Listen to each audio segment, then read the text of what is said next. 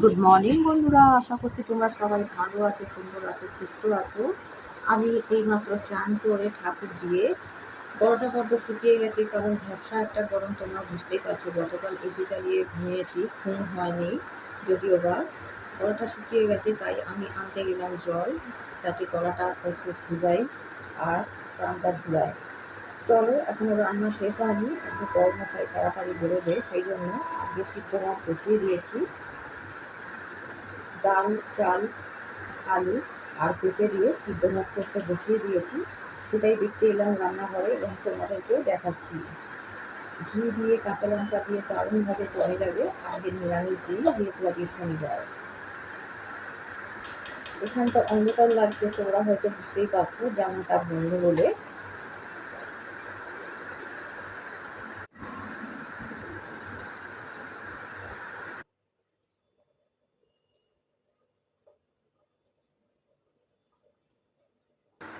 ভাতটা আর একবার দেখতে এলাম নিচে বসে গেছে কিনা,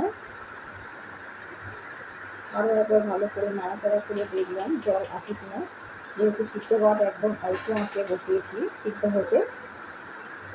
আর দেখো, জানলাটা বন্ধ রেখেছি, উত্তর দিক, ওখান থেকে হাওয়া এসে গ্যাসটা পুরো নিভিয়ে দেয়, সেই জন্য জানলাটা বন্ধ করতে বাধ্য হয়েছি। আজকে সেরকম কিছু রান্না করবো না।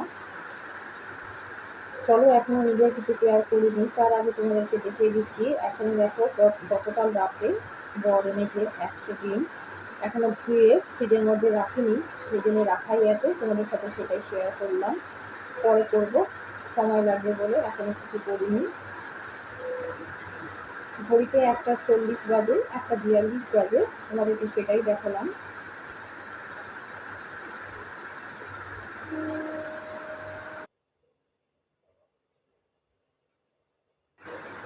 চলো, ক্যামেরাটা নিয়ে যাই ড্রেসিং টেবিলের সামনে।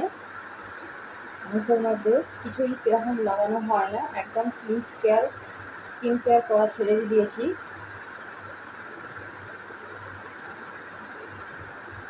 চান করে এসে মুখের মধ্যে আমি কিছুই লাগাই না, জাস্ট একটা টোনার লাগাই, তাও লাগাতে মাঝে মাঝে ভুলে যাই কাজের চাপে। চলো, এটা লাগিয়ে, প্রচণ্ড গরম পড়ছে, মুখের মধ্যে সেরকম কিছু লাগাতে ইচ্ছা করে না। চলো আরেকবার দেখে নিই ভাতটা হয়ে গেছে কিনা। আবার আসবো নতুন কোনো ভিডিওর সাথে তোমাদের কাছে।